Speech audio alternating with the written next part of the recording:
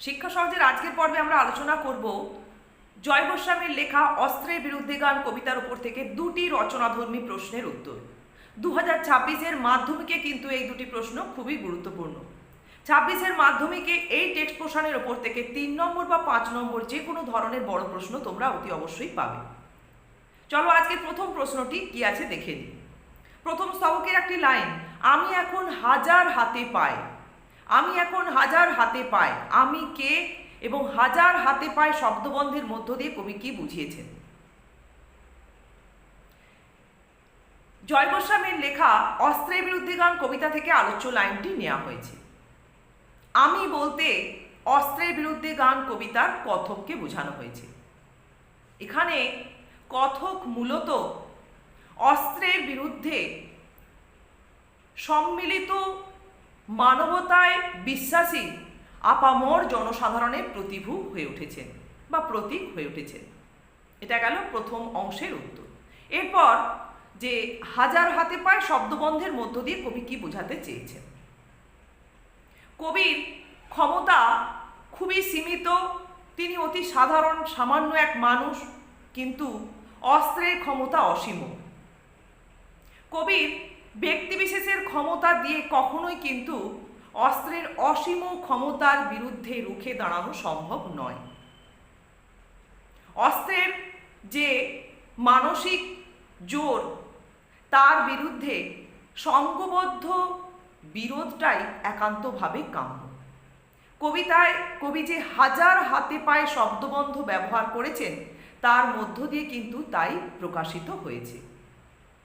কবি এখানে যে প্রত্যয় প্রকাশ করেছেন, তার অন্তরের যে বিশ্বাস প্রকাশ করেছেন, সেই বিশ্বাস কিন্তু অস্ত্রের বিরুদ্ধে যে বিশ্বাস প্রকাশ করেছেন, সেই বিশ্বাস কিন্তু কোনো ব্যক্তি বিশ্বাসের নয়, মূলত সম্মিলিত মানবতার জোরেই সেই বিশ্বাস এখানে প্রকাশ করতে পেরেছেন কবি কবিতায়। তাছাড়া কবি সেই বিশ্বাসের জোরে কবিতায় ব্যক্ত করছেন যে তিনি হাজার হাতে পায়ে যে শুধু এগিয়ে আসতে সক্ষম হয়েছেন তা নয়, তার সঙ্গে তিনি উঠে দাঁড়ান এবং হাত নাড়িয়ে বন্দুকের গুলিকে প্রতিহত করার মতো ক্ষমতা সম্পন্ন হয়ে ওঠেন। এ যেন এক অস্বাভাবিক ক্ষমতার অধিকারী হয়েছেন তিনি এই বিশ্বাসের জোরে। দেখা গেছে যে এই অন্তরের তাচ্ছিল্যকে, অস্ত্রের বিরুদ্ধে এই অন্তরের অবজ্ঞা বা তাচ্ছিল্যকে সম্বল করে কবি শত প্রতিকূলতার মধ্যে এই কবিতায় নিজের লক্ষ্যে অটল থেকেছেন। এটাই গেল আজকের প্রথম প্রশ্নের উত্তর। এভাবে তোমরা উত্তরটাকে তৈরি করে রাখলে অন্যান্য আর লাইনের ক্ষেত্রেও কিন্তু যে তাৎপর্য বিশ্লেষণে উপস্থাপন করতে পারবে। আজকের দ্বিতীয় প্রশ্নটি দেখো, শেষ স্তবকের কয়েকটি লাইন ধরে থাকতে পারে। গান দাঁড়ালো ঋষি বালক, মাথায় গোজা ময়ূর পালক। আলোচ্য অংশটি কোথা থেকে নেওয়া হয়েছে এবং তাৎপর্য বিশ্লেষণ করো। বা যদি তারপরে দুটি লাইন ধরে থাকে, তোমায় নিয়ে বেড়াবে গান, নদীতে দেশ গায়। কোথা থেকে লাইনগুলি নেওয়া হয়েছে এবং অংশটির তাৎপর্য বিশ্লেষণ করো বা কবি কি বোঝাতে চেয়েছেন। 1+4 করে যদি এর মান থাকে, আমরা উত্তরটা যেভাবে আলোচনা করছি দুটো প্রশ্নের ক্ষেত্রে একইভাবে উত্তরটা লিখতে পারব। কবি জয় গোস্বামীর লেখা অস্ত্রের বিরুদ্ধে গান কবিতা থেকে আলোচ্য লাইনগুলি নেওয়া হয়েছে। কবি কবিতার পরিসরের মধ্যে ব্যক্ত করেছেন যে অস্ত্র কোনোভাবেই কোনো মানব সভ্যতার নিয়ন্ত্রক হতে পারে না। অস্ত্র আমাদের মনের হিংসা, বিদ্বেষ, ক্ষমতার কায়েম এবং যুদ্ধ প্রবণতাকেই জাগিয়ে তোলে। মানুষের মনের যত নেতিবাচক দিক রয়েছে তার বিকাশ ঘটায়, সভ্যতা বিকাশের পথকে রুদ্ধ করে। অপরদিকে গান হচ্ছে আমাদের হৃদয়াবেগের স্বাভাবিক বহিঃপ্রকাশ। গানের সুরমূর্ছনায় আমাদের অন্তরের সমস্ত রকম কলুষতার বিনাশ ঘটে। মানুষের মনের স্নেহ, মায়া, মমতা, স্বাধীনতা, এই স্বাভাবিক যে আবেদনগুলি, মানবিক আবেদনগুলি ক্রমাগত স্পষ্ট হতে থাকে। সেই সঙ্গে গান মানুষের মনের সমস্ত রকম ইতিবাচক দিকের বিকাশ ঘটায়।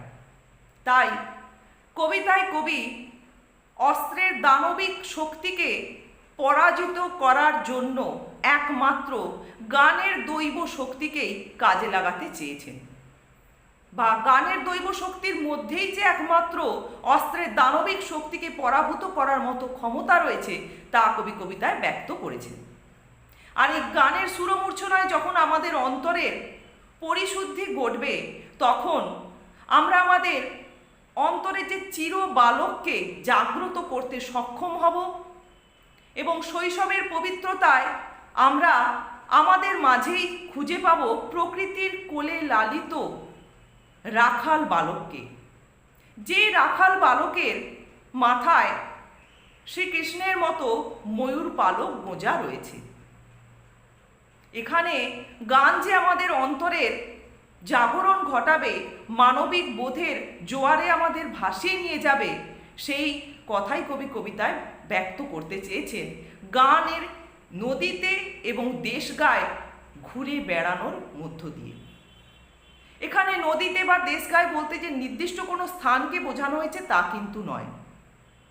গানের পবিত্রতায় যে অন্তরের পরিশুদ্ধি ঘটবে, তাতেই যে মানুষের মনের সমস্ত রকম অস্ত্রের ব্যবহারের প্রয়োজনীয়তা নাশ ঘটবে, এটাই কবি কবিতায় ব্যক্ত করতে চাইছেন। মূলত যেখানেই সমাজে অস্ত্রের চোখরাঙানি বা দম্ভের বহিঃপ্রকাশ ঘটবে, সেখানেই গান তার স্নিগ্ধ শান্ত